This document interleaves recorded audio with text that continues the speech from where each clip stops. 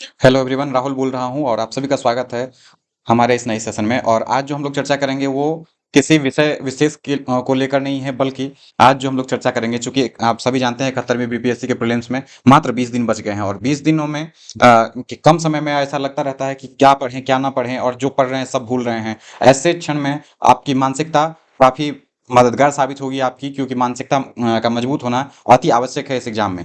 तो आप सभी के लिए चार पंक्तियां हैं कि सफर में धूप होगी जो चल सको तो चलो, सभी हैं भीड़ में तुम भी निकल सको तो चलो, किसी के वास्ते राहें कहाँ बदलती हैं, तुम अपने आप को खुद ही बदल सको तो चलो। ऐसे समय में जब आपका मोटिवेशन डाउन हो रहा होगा और बहुत चीजें लग रहा होगा कि याद नहीं है, इस समय में मोटिवेशन जो आंतरिक अभिप्रेरण होता है उसकी भी आवश्यकता होती है। इसी संदर्भ में मैं बस बहुत ही शॉर्ट सेशन रख रहा हूँ ताकि आप लोगों को मैं कुछ अच्छा और कुछ अच्छी चीजें बता सकूं। जैसे एक बुक है डॉक्टर जोसेफ मर्फी की।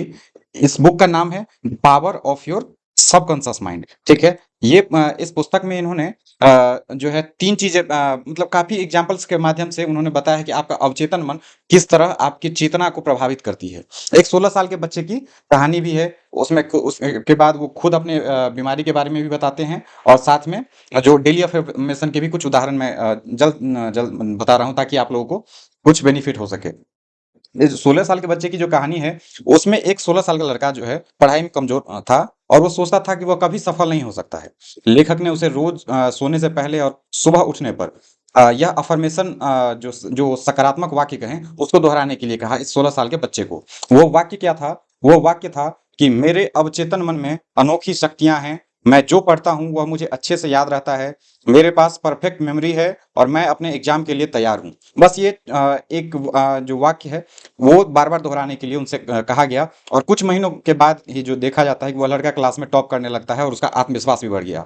एक और अवचेतन मन की कहानी के बारे में ही बताते हैं लेखक डॉक्टर जोसेफ मर्फी, कि जब उन्होंने एक वो अपने बारे में बताते हैं बेसिकली कि वो एक बीमारी को अवचेतन मन की सकारात्मक सोच, विजुअलाइजेशन और सेल्फ सजेशन से दूर कर दिया, जबकि डॉक्टर्स उनकी बीमारी ठीक करने में असफल रह रहे थे। ऐसे में उन्होंने अपने अवचेतन मन की शक्ति से इसे दूर किया। और कुछ डेली अफर्मेशन के और उदाहरण हम देखें तो अगर कोई रोज कहता है कि मुझे चीजें याद नहीं रहती, तो उसका अवचेतन मन इसी बात को हकीकत बना देता है। इसीलिए बार-बार पॉजिटिव सेल्फ सजेशन देने की सलाह दी जाती है, और आप लोग भी हमेशा पॉजिटिव माइंडसेट से रहें। और ये कुछ उदाहरण हैं जो बताते हैं कि कैसे अवचेतन मन का सही उपयोग करके व्यक्ति अपने जीवन में शारीरिक, मानसिक और आर्थिक बदलाव ला सकता है। एक और मैं पुस्तक की बात करूँगा।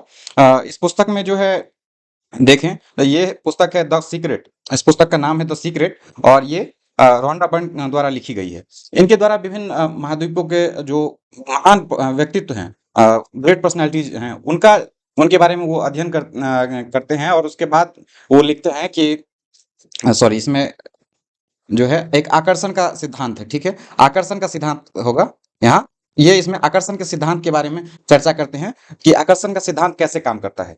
आकर्षण का सिद्धांत, आप जैसा सोचते हैं जीवन में वैसा ही आकर्षित होता है। अगर आप बार बार अपने जीवन में धन, सफलता या स्वास्थ्य के बारे में सकारात्मक सोचते हैं, तो धीरे धीरे आपके जीवन में वो सकारात्मक परिवर्तन प्रकट होने लगेगा। जैसे अगर कोई अपने कैरियर में आगे बढ़ना चाहता है, तो उसे बार बार खुद को सफल होते देखना और महसूस करना चाहिए। अगर कोई बेरोजगार है पर खुद को मैं अच्छी जॉब पाऊंगा सोचता है, तो धीरे धीरे वैसी ऊर्जा और अवसर उसकी ओर आकर्षित होते हैं। इसके लिए 3 स्टेप बताया है रोंडा बर्न ने।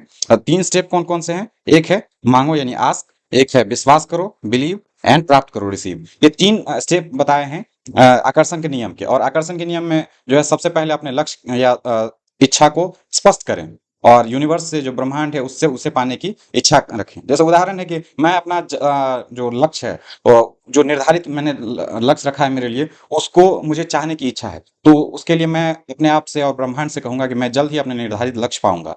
ऐसे इसमें विश्वास, सेकंड स्टेप है विश्वास।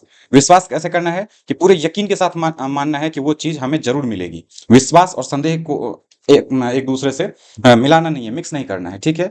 और तीसरा है प्राप्त करना। अपनी इच्छा के पूरे होने की भावनाएं महसूस करना है, और उस चीज के लिए खुद को तैयार रखना है। अगर आप सोचते हैं कि मुझे प्रशासन में जाना है, तो प्रशासनिक समस्याओं के प्रति अभी से आपके व्यक्तित्व में वो चीजें शामिल होनी चाहिए। और सबसे अंतिम में वो बताते हैं कि विजुअलाइजेशन और ग्रेटिट्यूड। इसको लेकर आप बार बार किसी चीज को अगर विजुअलाइज करते हैं, अपने रूम में फोटो लगाते हैं, इमेज लगाते हैं, और साथ ही जो एक शक्ति और है, उसके प्रति थैंकफुल होते हैं आप, तो निश्चित तौर पर ये आपके लिए बेनिफिशियल होगा। और मैं इस 2 बुक्स के कहानी से मैं बस इतना बताना चाहता हूँ कि आप लोग जो है अपने अवचेतन मन में हमेशा जो है सकारात्मक चीज़ों को आपस में जोड़ के रखें, और परीक्षा की इस घड़ी में निश्चित तौर पर आपकी जो मानसिक सबलता है, वो आपको सफलता दिलाएगी। और मेरी शुभकामना है, साथ में मैं आप लोगों के लिए करंट अफ़ेयर्स और बिहार स्पेशल के जितने संभव हो सकते हैं मेरे अल्प समय में, तो उसमें मैं आप लोगों के लिए कोशिश कर रहा हूँ ताकि आप लोगों के लिए वैल्यू एडिशन हो सके। और साथ में अगर आप लोग जो भी वैल्यूएबल सुझाव देंगे उसको भी मैं एक्सेप्ट करूंगा। और साथ ही आप लोग मैं छोटे-छोटे बहुत आपका बहुत ज़्यादा समय ना लेते हुए छोटा-छोटा शॉर्ट सेशन ही रख रहा हूँ, ताकि दिन में 20 मिनट 25 मिनट भी अगर आप देख लेते हैं तो काफ़ी हेल्पफुल होगा। और जो सोर्स आप पहले से फॉलो कर रहे हैं निश्चित तौर पर उसे पढ़ें, लेकिन ये मेरा जो कंटेंट होगा वो वैल्यू एडिशन का होगा।